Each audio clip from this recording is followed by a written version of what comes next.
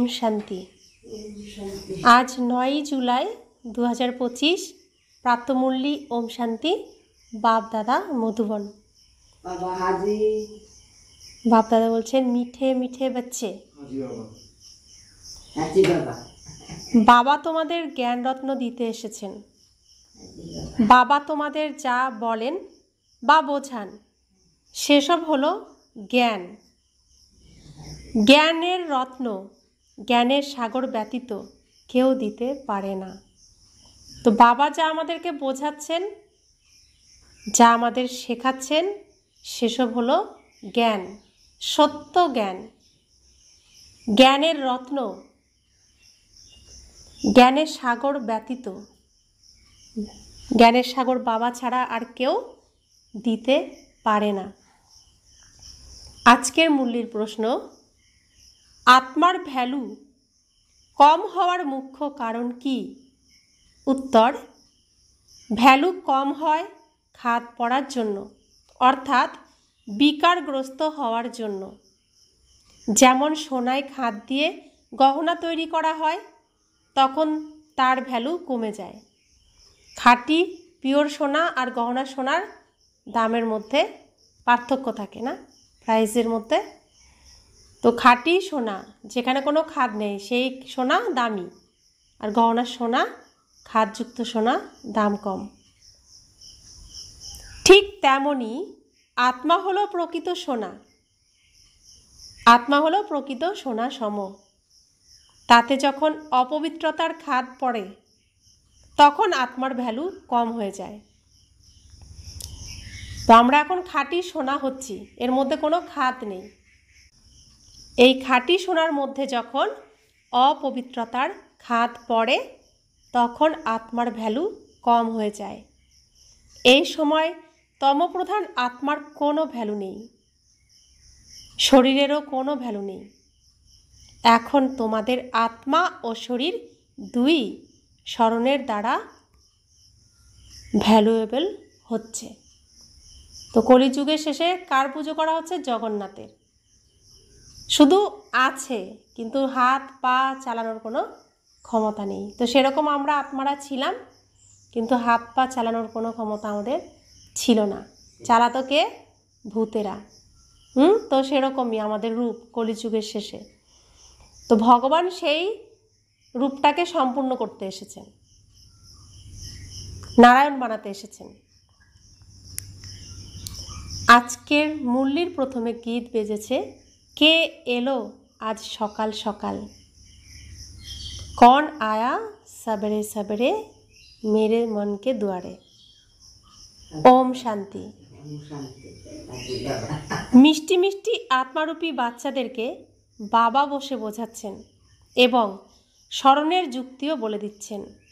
বাচ্চারা বসে আছে, বাচ্চাদের মনে এই কথা আছে যে শিব ভোলা বাবা এসেছেন। কে এসেছেন? শিব ভোলা বাবা। সব ভুলে যান, আমাদের কোনো খারাপ আচরণ তিনি মনে রাখেন না। তিনি ভোলানাথ। তো অমৃতবেলায় তিনি পুরো ভোলা থাকে, যা চাইবো তাই দিয়ে দেয়। সেজন্য অমৃতবেলায় বাবার সাথে কথা বলতে হয়, সব কিছু বলতে হয় অমৃতবেলায়। তো ভোলানাথ, ভোলা ভাণ্ডারী, তো সব ভাণ্ডার দিয়ে দেন, সব কিছু ভুলে আমাদেরকে ভাণ্ডার দিয়ে দেন। তো এসেছেন কে? আমাদের পিতা ভোলা বাবা। ভোলা বাবা এসেছেন, ভোলানাথ এসেছেন। ধরো যদি আধ ঘন্টা শান্ত হয়ে বসে থাকেন, কিছু না বলেন, তাহলে তোমাদের আত্মা বলবে যে শিব বাবা কিছু বলুন। তোমরা তো জানো শিব বাবা বসে আছেন, কিন্তু বলেন না। এও হলো তোমাদের স্মরণের যাত্রা, তাই না? বুদ্ধিতে শিব বাবা স্মরণই আছে, মনে ভাববে শিব বাবা যেন কিছু বলেন, জ্ঞানরত্ন প্রদান করবেন। বাচ্চারা, বাবা তো আসেনি তোমাদের জ্ঞানরত্ন প্রদান করতে। তিনি হলেন জ্ঞানের সাগর, তাই না? তিনি বলবেন, বাচ্চারা দেহি অভিমানী হয়ে থাকো, বাবাকে স্মরণ করো। এই হলো জ্ঞান। বাবা বলেন এই ড্রামার চক্রকে, সিঁড়িকে এবং বাবাকে স্মরণ করো। এও হলো জ্ঞান। বাবা যা কিছু বোঝাবেন সে সবই জ্ঞান বলা হবে। স্মরণের যাত্রাও বোঝাতে থাকেন। এইসব হলো জ্ঞানরত্ন। স্মরণের কথা যা বোঝান সেই রত্নগুলি খুব ভালো। বাবা বলেন নিজের 84 জন্মকে স্মরণ করো। তোমরা পবিত্র এসেছিলে, আবার পবিত্র হয়ে ফিরে যেতে হবে। কর্মাতীত অবস্থায় স্থির হতে হবে এবং বাবার কাছে সম্পূর্ণ উত্তরাধিকার নিতে হবে। সেসব তখন পাওয়া যাবে যখন আত্মা শতপ্রধান হয়ে যাবে স্মরণের শক্তির দ্বারা। এই কথাটি খুব ভ্যালুয়েবল, নোট করা উচিত। আত্মাতেই ধারণ হয়। এই শরীর তো হলো কর্মেন্দ্রিয়, যা বিনাশ হয়ে যায়। সংস্কার ভালো বা খারাপ আত্মাতেই ভরা থাকে। তো সাথে কি নিয়ে যায়? এই ভালো আর মন্দ, এই সংস্কারটুকুই আত্মা নিয়ে যায়। শরীর তো আগুনে পুড়ে যায়। বাবার মধ্যেও সংস্কার ভরা আছে, সৃষ্টির আদি মধ্য অন্তের নলেজের। তাই তাকে নলেজফুল বলা হয়। বাবা সঠিক করে বোঝান। 84 চক্র হলো খুব সহজ। এখন 84 চক্র পূর্ণ হয়েছে। এখন আমাদের বাবার কাছে ফিরে যেতে হবে। অপবিত্র আত্মা তো সেখানে যেতে পারে না।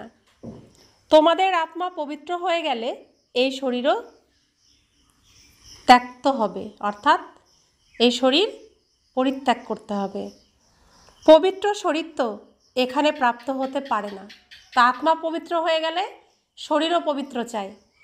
তো এখানে শরীর অপবিত্র আর দুনিয়াও অপবিত্র, তো সেখানে আত্মা আর থাকতে পারবে না। এই শরীরকে ত্যাগ করতে হবে। এই হলো পুরানো পাদুকা সমান। এই শরীর হলো পুরানো পাদুকা সম। এর প্রতি বৈরাগ্য অনুভব হচ্ছে। আত্মাকে পবিত্র হয়ে পরে ভবিষ্যতে আমাদের পবিত্র শরীর নিতে হবে। সত্যযুগে আত্মা ও শরীর দুই পবিত্র ছিল। এই সময় তোমাদের আত্মা অপবিত্র হয়েছে, তাই শরীরও হলো অপবিত্র। যেমন সোনা তেমন গহনা। গভর্নমেন্টও বলে হালকা সোনার গহনা পরো, যার মূল্য কম। এখন তোমাদের আত্মার ভ্যালুও কম আছে। সেখানে তোমাদের আত্মার অনেক ভ্যালু থাকে। শতপ্রধান, তাই না? এখন হলো তমপ্রধান, খাদ পড়েছে, কোনো কাজের নয়। সেখানে আত্মা থাকে পবিত্র, তাই অনেক ভ্যালু থাকে। এখন 9 ক্যারেটের হয়েছে, ফলে কোনো ভ্যালু নেই। তাই বাবা বলেন আত্মাকে পবিত্র করো, তাহলে শরীরও পবিত্র প্রাপ্ত হবে।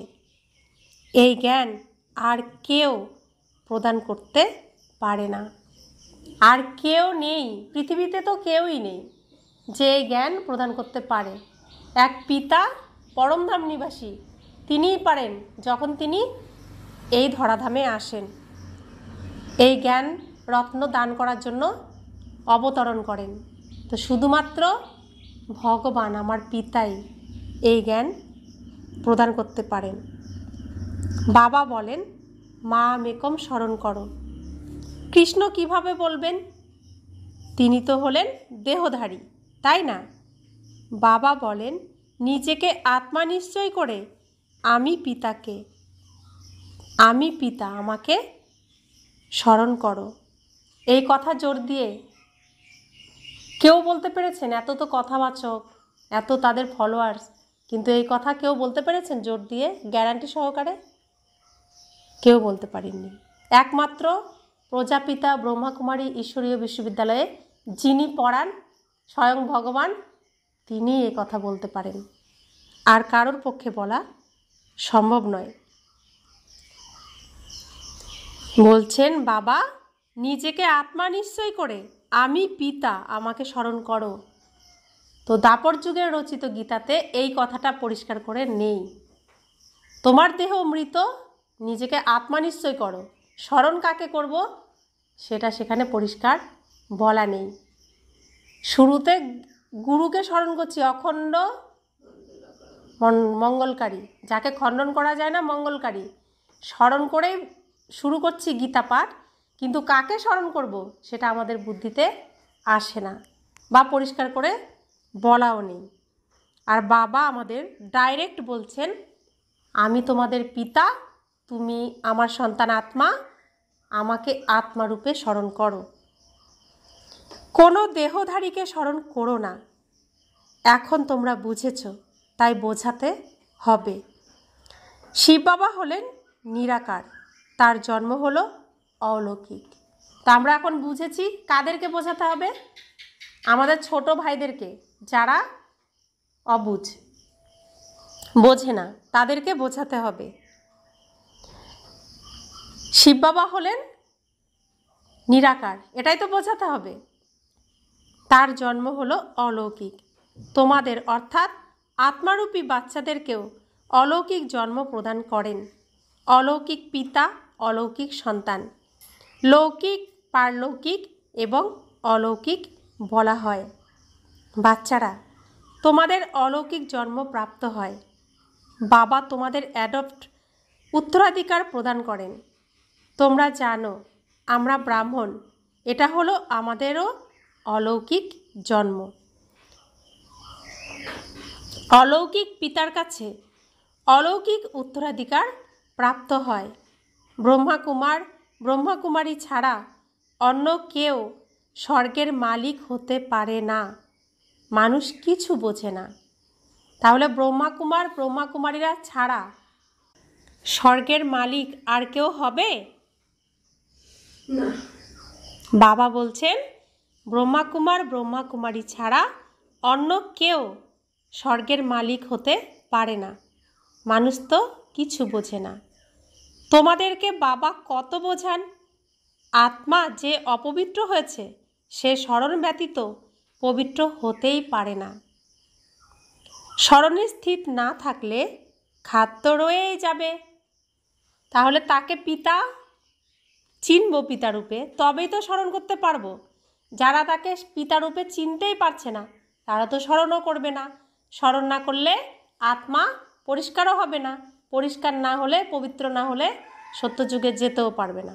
অর্থাৎ এই ব্রহ্মাকুমার হলে, পবিত্র হলে তবেই সে বৈকুণ্ঠে পৌঁছাতে পারবে।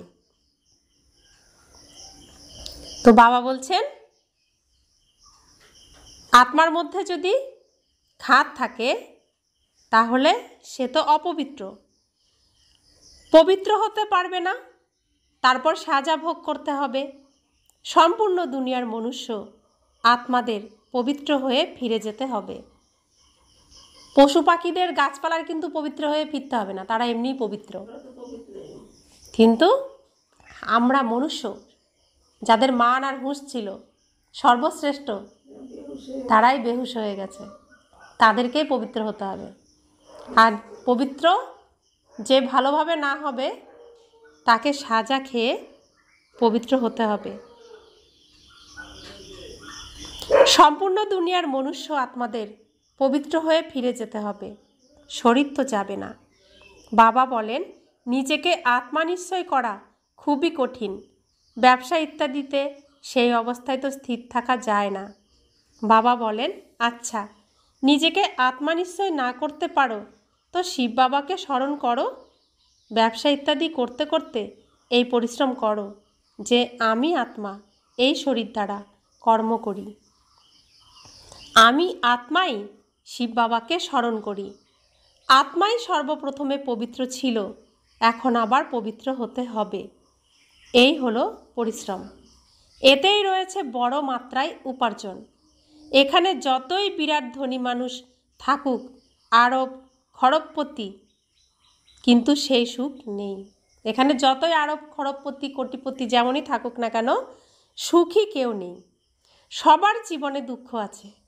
বড় বড় রাজা, প্রেসিডেন্ট ইত্যাদি আজ আছে, আগামীকাল তাদের হত্যা করা হয়। বিদেশে সবই হয়। ধনী মানুষ রাজা, তাদের তো খুব বিপদ। যারা ধনী মানুষ রাজার মতো, তাদের তো খুবই বিপদ। এখানেও যারা রাজা ছিল তারা প্রজা হয়েছে। তা আমরা এখানে যারা ভারতবাসী তারা ছিলাম রাজা, সত্যযুগে মহারাজা ছিলাম। এখন আমরা কি হয়ে গেছি? প্রজা। রাজার উপরে প্রজার রাজত্ব হয়েছে। ড্রামায় এমনই নির্দিষ্ট আছে, শেষ সময়ে এই অবস্থা হয়। নিজেদের মধ্যে নিজেরাই যুদ্ধ করবে। তোমরা জানো কল্প পূর্বেও এমনটাই হয়েছিল। তোমরা গুপ্তবেশে প্রাণ ও হৃদয়, মন ও ভালোবাসা দিয়ে নিজের হারানো রাজত্ব প্রাপ্ত করো। কিভাবে প্রাপ্ত করছি আমরা? গুপ্তবেশে প্রাণ ও হৃদয়, মন ও ভালোবাসা দিয়ে নিজের হারানো রাজত্ব প্রাপ্ত করছি। অস্ত্রর ব্যাপার আছে? কি কি দিতে হবে? মন, প্রাণ, হৃদয় আর ভালোবাসা, প্রেম। তোমরা পরিচয় পেয়েছ। আমরা তো মালিক ছিলাম, সূর্যবংশী দেবতা ছিলাম। এখন আবার সেই স্বরূপ প্রাপ্তির জন্য পুরুষার্থ করছো, কারণ এখানে তোমরা সত্যনারায়ণের কাহিনী শুনছ, তাই না? বাবার সাহায্যে আমরা নর থেকে নারায়ণ কিভাবে হই? বাবা এসে রাজযোগে শিক্ষা দেন। ভক্তি মার্গে এই শিক্ষা কেউ দিতে পারে না। কোনো মানুষকে পিতা, শিক্ষক, গুরু বলা যাবে না। ভক্তিতে কত পুরানো কাহিনী বসে শোনানো হয়। বাচ্চারা, এখন তোমাদের 21 জন্ম বিশ্রাম নেওয়ার জন্য পবিত্র তো নিশ্চয়ই হতে হবে। তো এই কলিযুগের এই লড়াই ঝগড়ার মধ্যে যে আমরা পিষে যাচ্ছি, এমন জীবন কি চাইবো, না বিশ্রাম করব? বিশ্রাম। বিশ্রাম করতে হলে কি হতে হবে? কি করতে হবে? পবিত্র হতে হবে। পবিত্র না হলে আমরা 21 জন্মের সুখ পাবো না। তার জন্য প্রথম পবিত্র হতে হবে। বাবা বলেন, নিজেকে আত্মা নিশ্চয় করো। অর্ধকল্প তো ড্রামা অনুযায়ী দেহ অভিমানী হয়ে থেকেছ, এখন দেহি অভিমানী হতে হবে। ড্রামা অনুযায়ী এখন পুরানো দুনিয়াকে পরিবর্তিত হয়ে নতুন দুনিয়া হতে হবে। দুনিয়া তো একটাই, পুরানো দুনিয়া থেকে আবার নতুন হবে। নতুন দুনিয়ায় নতুন ভারত ছিল, তখন সেখানে দেবী দেবতা ছিল। রাজধানীও জানো, যমুনার তীর ছিল, যার নাম ছিল পরিস্থান। তো যমুনা নদীর তীরে শ্রীকৃষ্ণের রাজধানী হবে কোথায়? দিল্লিতে। তো তার নাম হবে পরিস্থান। সেখানে প্রাকৃতিক সৌন্দর্য বিদ্যমান থাকে। আত্মা পবিত্র হয়ে যায়, তো পবিত্র আত্মার শরীরও পবিত্র প্রাপ্ত হয়। বাবা বলেন, আমি এসে তোমাদের সুন্দর দেবী দেবতায় পরিণত করি। তোমরা বাচ্চারা নিজের পরীক্ষা করতে থাকো, আমাদের মধ্যে কোনো অবগুণ নেই তো? স্মরণে থাকি, পড়াও করতে হবে। এই হলো বড় মাপের পড়াশোনা। এ হলো একমাত্র পড়াশোনা। ওই পড়াশোনায় তো কত বই ইত্যাদি পড়তে হয়। এই হলো উচ্চ থেকেও উচ্চ পড়াশোনা। যিনি পড়ান তিনিও হলেন উচ্চ থেকে উচ্চ শিব বাবা। এমন নয় যে শিব বাবা এই দুনিয়ার মালিক, বিশ্বের মালিক তো তোমরা হও, তাই না? শিব বাবা কখনো মালিক হন না, মালিক আমাদের বানান। তো এমন পিতা কি পাওয়া যাবে? এমন পতি কি পাওয়া যাবে? এমন বন্ধু কি পাওয়া যাবে? এমন প্রেমিক কি পাওয়া যাবে? এমন সন্তান কি পাওয়া যাবে? একবারই পাওয়া যায়, আর তাকে আমরা সব সময়ের জন্য বেঁধে রাখবো, ছাড়বই না। বাবা কত রকমের নতুন গুচ্ছ কথা তোমাদের বলেন। মানুষ ভাবে পরমাত্মা হলেন সৃষ্টির মালিক। বাবা বোঝান, মিষ্টি মিষ্টি বাচ্চারা, আমি এই সৃষ্টির মালিক নই, তোমরা মালিক হও। তারপরে সেই রাজত্ব হারাও। তারপরে বাবা এসে বিশ্বের মালিক করেন, একেই বিশ্ব বলা হয়। মূল বতন বা সূক্ষ্ম বতনের কথা নয়। মূল বতন সূক্ষ্ম বতনকে বিশ্ব বলা হয় না। মূল বতন থেকে তোমরা এখানে এসে 84 জন্মের চক্র পরিক্রমণ করো, তারপরে বাবাকে আসতে হয়। এখন পুনরায় তোমাদের পুরুষার্থ করাই সেই প্রারব্ধ প্রাপ্তির জন্য। এখন পুনরায় আমাদেরকে পুরুষার্থ করাচ্ছেন সেই প্রারব্ধ। কোন প্রারব্ধ প্রাপ্তির জন্য? যা তোমরা হারিয়েছ সত্যযুগ ত্রেতাযুগ 21 জন্মের সেই সুখের প্রাপ্তি। হার ও জিতের খেলা, তাই না? এই রাবণ রাজ্য শেষ হওয়ার আছে। বাবা কত সহজ করে বোঝান। বাবা নিজে বসে পড়ান। দুনিয়ায় তো মানুষ মানুষকে পড়ায়। যদিও তোমরাও হলে মানুষ, কিন্তু বাবা আত্মাদের অর্থাৎ তোমাদের বসে পড়ান। যদিও আমরা মানব শরীরে রয়েছি, তো এই জন্মটাই হলো আমাদের শ্রেষ্ঠ মানব জন্ম। আমরা শরীরে থেকেও মৃত, জীবিত অবস্থায়ও মৃত, কারণ আমরা এখন দেহ নই, আমরা আত্মা। কত রহস্য, আর কত বোঝার মতো, অনুভব করার মতো বিষয়। পড়াশোনার সংস্কার আত্মাতেই থাকে। এখন তোমরা খুব নলেজফুল, সেসব হলো ভক্তির নলেজ। তো আমরা আগে কোন নলেজে পরিপূর্ণ ছিলাম? সাহিত্যের, গল্পর, রূপকথার। এখন আমরা কোন নলেজ পাচ্ছি? সত্য, যার মধ্যে কোনো রূপকথা নেই, কোনো গল্প নেই, পুরোটাই খাঁটি আর পুরোটাই সত্য। আগে আমরা যা জানতাম সেখানে 1% সত্য, বাকি পুরোটাই ছিল গল্প, রূপকথার গল্প। আর এখন আমরা যতটুকু জানছি ততটুকুই সত্য। তো বাবা বলছেন এখন তোমরা খুব নলেজফুল, আর সেসব হলো ভক্তির নলেজ। উপার্জন করার জন্য নলেজ আছে, শাস্ত্রেরও নলেজ আছে। শাস্ত্রেরও তো নলেজ ছিল আগে। এই হলো রুহানি নলেজ। তোমাদের আত্মাকে আত্মিক পিতা বসে জ্ঞান প্রদান করছেন। ওই নলেজ আমরা কোথা থেকে পেয়েছি? শাস্ত্র যারা রচনা করেছেন তারা দেহধারী, তাদের কাছ থেকে পেয়েছি। তারাও তো অনেক পরিশ্রম করে শাস্ত্র রচনা করেছেন জগতের কল্যাণের জন্য। শাস্ত্র না থাকলে আজকের এই জ্ঞান আমরা বুঝতে পারতাম না। তাই তাদেরকেও অনেক ধন্যবাদ, যারা এই জগতের কল্যাণের জন্য শাস্ত্র রচনা করেছেন। আর বাবাকে তো কোটি কোটি কোটি কোটি ধন্যবাদ, যে এই জ্ঞান আমাদেরকে দিচ্ছেন, উপযুক্ত মনে করেছেন আমাদেরকে, সেজন্য। তো বাবা বলছেন তোমাদের আত্মাকে আত্মিক পিতা বসে জ্ঞান প্রদান করছেন। 5000 বছর পূর্বেও তোমরা শুনেছিলে। আগের কল্পেও আমরা আজকের দিনে এভাবেই শুনেছিলাম, 5000 বছর আগে। সম্পূর্ণ মনুষ্য সৃষ্টিতে কখনো এমন করে কেউ পড়ায়নি। কেউ জানে না ঈশ্বর কিভাবে পড়ান। তোমরা বাচ্চারা জানো। এখন এই পড়াশোনার দ্বারা রাজধানী স্থাপন হচ্ছে। যারা ভালোভাবে পড়ে এবং শ্রীমত অনুযায়ী চলে তারা হাইয়েস্ট হয়, এবং যারা বাবার নিন্দে করায়, হাত ছেড়ে চলে যায়, তারা প্রজায় কম পদের অধিকারী হয়। বাবা তো একটি পড়াই পড়ান। পড়াশোনায় অনেক মার্জিন আছে। দেবতাদের রাজধানী ছিল, তাই না? একমাত্র বাবাই যিনি এসে রাজধানী স্থাপন করেন, বাকি সব বিনাশ হয়ে যাবে। তাহলে ভাবুন, এখন যারা প্রজাপিতা ব্রহ্মাকুমারী ঈশ্বরীয় বিশ্ববিদ্যালয়ে প্রকৃত ব্রাহ্মণ অর্থাৎ ব্রহ্মচারী হয়ে চলে, পবিত্র থাকে, সব শ্রীমত ভালোভাবে মেনে চলে, তারাই কি হবে?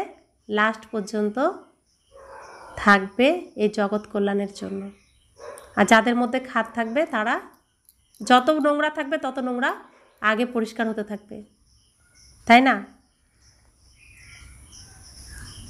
বাবা বলেন বাচ্চারা এখন শীঘ্র রেডি হও।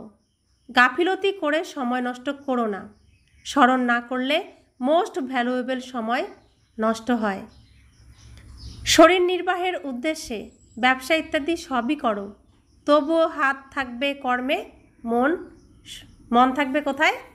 স্মরণে, বাবার কাছে। বাবা বলেন, আমাকে স্মরণ করো, তাহলে তোমরা রাজত্ব প্রাপ্ত করবে। তোমরা খোদা বন্ধুর কাহিনী শুনেছ, তাই না? আল্লাহ অবল দিনের নাটক দেখানো হয়, স্পর্শ করলেই খাজানা প্রাপ্তি হয়।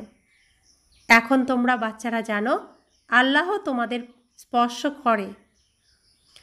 করে কী রূপে পরিণত করেন। তো সেই কাহিনী এখন ঘটছে। তো বাবা বলছেন, এখন তোমরা তো জানো আল্লাহ তোমাদের স্পর্শ করে কী রূপে পরিণত করেন। দিব্য দৃষ্টি দ্বারা বৈকুণ্ঠে চলে যাও। প্রথমে কন্যারা একসাথে বসে নিজেরাই ধ্যানমগ্ন হয়ে যেত, পরে বলে দিত জাদু, তখন এইসব বন্ধ করা হলো। সুতরাং এইসব কথা হলো বর্তমান সময়ের। হাতি মতাইয়ের কাহিনী আছে। মুখে লৌহ গোলক পুড়ে রাখলে মায়া হেরে যেত। তো মুখ খুললেই মায়া প্রবেশ করছে, আর মুখের মধ্যে লোহার ওই চুষিকাঠির মতো এটা ভরে দিলে মায়া হেরে যাচ্ছে। গোলক মুখ থেকে বার করলেই মায়া চলে আসতো। এ রহস্য তো কেউ বুঝতে পারে না। বাবা বলেন, বাচ্চারা, মুখে চুষিকাঠি, মুহলটা পুড়ে নাও।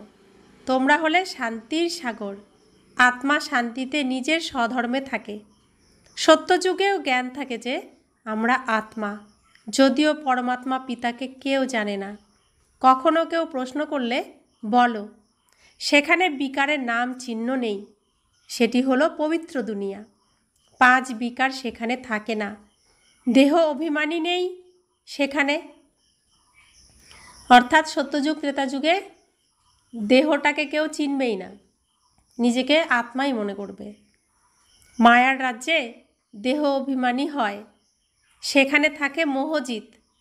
এই পুরানো দুনিয়া থেকে নষ্ট মোহ হতে হবে। বৈরাগ্য অনুভব তাদের হয় যারা ঘর সংসার ত্যাগ করে। তোমাদের তো ঘর সংসার ত্যাগ করতে হবে না। বাবার স্মরণে থেকে এই পুরানো শরীর ত্যাগ করে ফিরে যেতে হবে। সকলের হিসেব নিকেশ পূর্ণ হবে, তারপরে ফিরে যাবে আত্মাদের ধাম। কল্প কল্প এই হয়, এক কল্প শেষ হয়ে আরেক কল্প শুরুর মাঝখানে এই ঘটনাটাই ঘটে।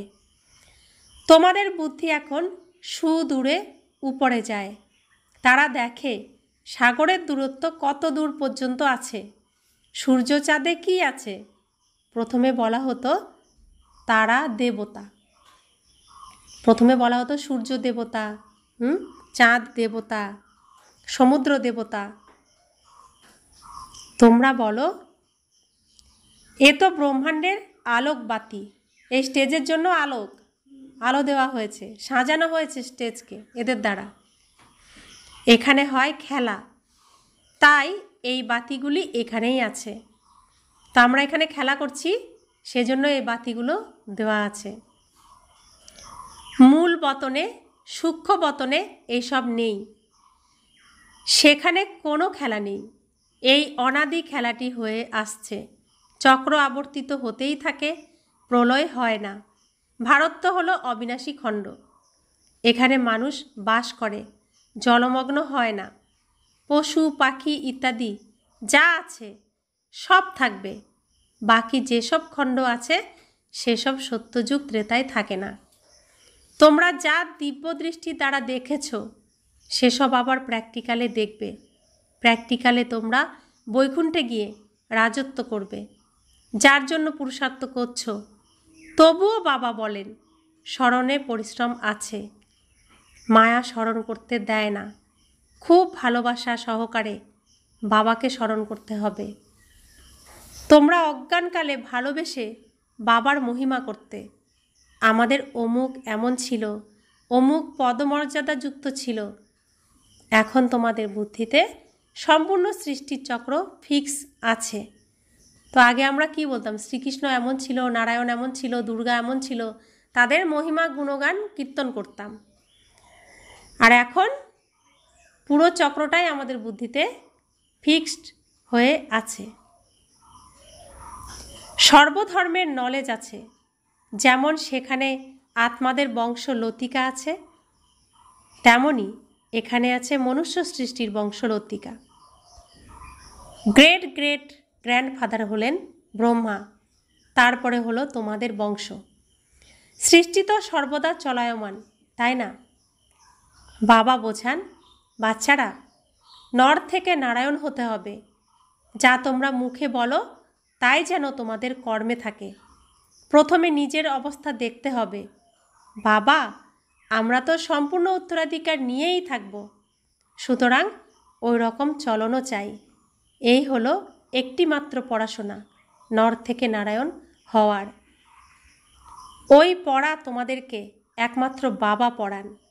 রাজার রাজা তোমরাই হও, অন্য কোনো খণ্ডে হয় না। গ্যারান্টি দিচ্ছেন কারা হবে?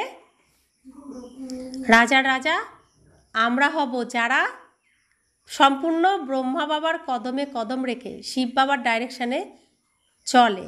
তারাই তো নাম্বার 1 সিংহাসনে গিয়ে বসবে, যারা চলবে।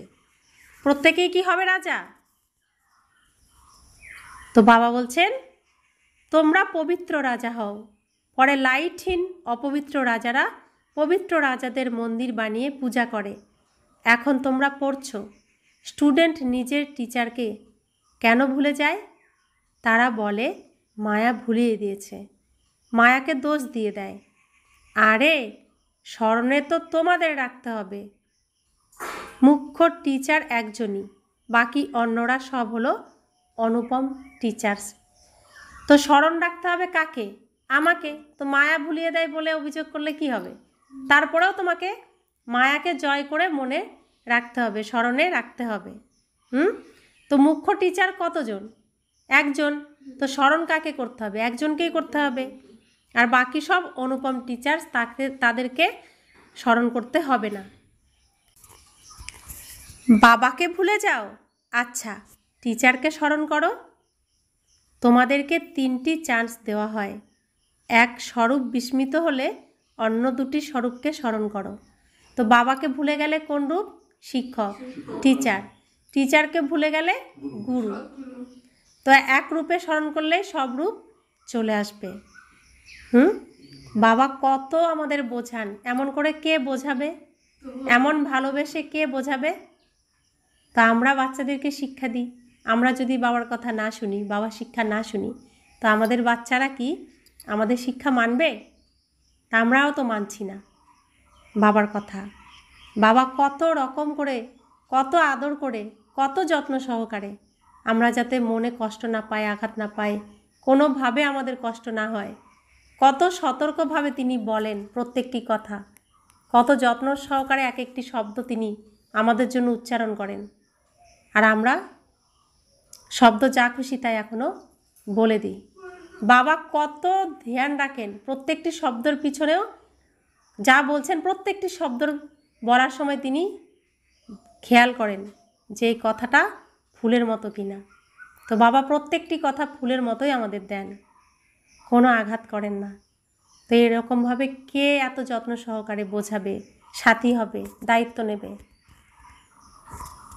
अच्छा, मीठे मीठे सिखिले दे बच्चों प्रति माता पिता बाप दादा का याद प्यार और गुड मॉर्निंग। रूहानी बाप की रूहानी बच्चों को नमस्ते। हम रूहानी बच्चों की रूहानी माता पिता बाप दादा को याद प्यार, गुड मॉर्निंग और नमस्ते नमस्ते नमस्ते। शुक्रिया बाबा, शुक्रिया बाबा, शुक्रिया। धारणार जोन्नो मुख्य सार, बाबार काछे पुरो प्राप्तिर जोन्नो কথায় যা কর্মেও তাই যেন হয়, এরই পুরুষার্থ করতে হবে, মোহজিত হতে হবে। দ্বিতীয় ধারণা, সদা যেন স্মরণে থাকে যে আমরা শান্তির সাগরের সন্তান, আমাদের শান্তিতে থাকতে হবে, মুখে চুষিকাটি মুহল্লা রাখতে হবে। গাফিলতি করে সময় নষ্ট করবে না, গাফিলতি করে সময় নষ্ট করবে না। বরদান, সংগঠনরূপী পিলারকে, স্তম্ভকে মজবুত বানিয়ে সকলে স্নেহী সন্তুষ্ট আত্মা ভব। সংগঠনরূপী পিলারকে মজবুত বানিয়ে, স্তম্ভকে মজবুত বানিয়ে সকলের স্নেহী সন্তুষ্ট আত্মা ভব। সংগঠনের শক্তি হলো বিশেষ শক্তি। একমতে থাকা সংগঠনের পিলারকে কেউই নাড়াতে পারবে না। কিন্তু এর আধার হলো একে অপরের স্নেহী হয়ে পরস্পরকে রিগার্ড দেওয়া আর নিজে সন্তুষ্ট থেকে সকলকে সন্তুষ্ট করা। না কেউ ডিস্টার্ব হবে আর না কেউ ডিস্টার্ব করবে। সবাই একে অপরকে শুভ ভাবনা আর শুভ কামনার সহযোগ দিতে থাকলে এই সংগঠনের পিলার আরও মজবুত হয়ে যাবে। সংগঠনের শক্তি হলো বিজয়ের বিশেষ আধার স্বরূপ। তো আমরা এই যে শ্রেষ্ঠ কর্ম করছি, বাবা আমাদের দ্বারা যজ্ঞ সামলানোর দায়িত্ব দিয়েছেন, এটা কি একা যদি হতো শিব বাবা তো একাই করতেন সব কিছু। তো একার তো নয় না, সংগঠনের। তো আমরা এখানে যারা রয়েছে এই পরিবারে, এই সংগঠনে, তাদের প্রত্যেককে মিলিত হয়ে মনের শক্তিকে আরও বাড়িয়ে সব রকম শুভ ভাবনা শুভ কামনার সহযোগ দিয়ে সংগঠনের পিলারকে আরও মজবুত করতে হবে, একে অপরকে সহযোগ দিতে হবে। সংগঠনের এই শক্তি হলো বিজয়ের বিশেষ আধার স্বরূপ। তো একা কোনো কিছু হবে না, সবাই মিলে, অর্থাৎ এক লাঠিকে যে কেউ ভেঙে ফেলতে পারে, 10 লাঠিকে কি কেউ ভাঙতে পারে? তো 10 লাঠি এক জায়গায় হতে হবে, এক গুচ্ছ, তবেই এই বিজয়ের আধার স্বরূপ আমরা হতে পারবো। স্লোগান: যখন প্রত্যেক কর্ম যথার্থ আর যুক্তিযুক্ত হবে তখন বলা হবে পবিত্র আত্মা। আজকের অব্যক্ত ইশারা: সংকল্পের শক্তি জমা করে শ্রেষ্ঠ সেবার নিমিত্ত হও। প্রত্যেক বাচ্চা যারা নিজের প্রতি সেবার প্রতি উৎসাহের ভালো ভালো সংকল্প করে যে এখন থেকে এটা করব, এইভাবে করব, অবশ্যই করব, করেই দেখাবো, এরকম শ্রেষ্ঠ সংকল্পের বীজ যারা বপন করছো, সেই সংকল্পকে অর্থাৎ বীজকে প্র্যাকটিক্যালে নিয়ে আসার প্রচেষ্টা করতে থাকো, তাহলে সেই বীজ ফলস্বরূপ হয়ে যাবে। তো সবসময় আমাদের শ্রেষ্ঠ কর্ম কি, চিন্তন কি চলা উচিত? যে আমার অবুঝ ভাইয়েরা যারা উকি মারছে কিন্তু বাবার কাছে আসতে ভয় পাচ্ছে, চিনতে পারছে না। সিনটা কেমন ছিল? প্রথম আমাদের ভয় পেত, যেমন ছোট বাচ্চা, তাকে কেউ কোলে নিতে আসলে দূর থেকে মায়ের পিছনের থেকে বা বড়দের পিছনের থেকে উকি মেরে মেরে দেখে, পরখ করে যে এ সত্যি ভালো কিনা, এ বিশ্বাসযোগ্য কিনা। তো দেখতে দেখতে যখন দেখে যে হ্যাঁ বিশ্বাসযোগ্য, তখন সামনে আসে, তো ধীরে ধীরে এগিয়ে যায়, তারপরে কোলে ওঠে, তাই তো? তো আমার অবুঝ ভাইরাও ঠিক তেমনই, প্রথম নতুন দেখেছে, প্রথমে ভয় পেয়েছে, এখন ধীরে ধীরে সামনে আসছে, তো কোলে উঠবে যদি আমি তার মনে বিশ্বাস জন্মাতে পারি, আমাকে সে বিশ্বাস করে যে সঠিক, আমার কোনো ক্ষতি করবে না, এরাই সঠিক, এর কোলে গেলে আমার এটা সঠিক স্থান, নিশ্চিন্ত, তবেই তো আসবে, তা না হলে আসবে না। তাহলে কার উপর নির্ভর করছে তাদের আশা? আমাদের আচার আচরণের উপর, আমাদের চাল চলনের উপর, তবেই তো তারা বিশ্বাস করবে, তা নয়তো বিশ্বাস করবে কিভাবে? তো আমাদেরকে এখন তাদের বিশ্বাসযোগ্য পাত্র হয়ে উঠতে হবে, এটাই আমাদের এখন কর্ম। আমরা তো কলিযুগের নাটক শেষ করে ফেলেছি, বাবার কাছে এসেছি, বাবার শিক্ষা নিচ্ছি, তো তাদেরকে যারা বুঝতে পারছে না তাদেরকে এটা আমাদের বোঝাতে হবে যে এই সত্য, বাবার কাছে আসলেই তোমরা সুরক্ষিত। তো যখন আমি সুরক্ষিত হব, ওরা দেখবে যে ওরা তো সুরক্ষিত, তবেই তো তারা আসবে যে হ্যাঁ এই স্থানটাই সুরক্ষিত, তা নয়তো বিশ্বাস কেন করবে, তারা আসবে কেন? তা আমরা হলাম তাদের কাছে এখন লাইট, আলো, তা আমাদেরকে তাদের সামনে সে লাইট, আলো, ফরিস্তা হয়েই থাকতে হবে। ওম শান্তি।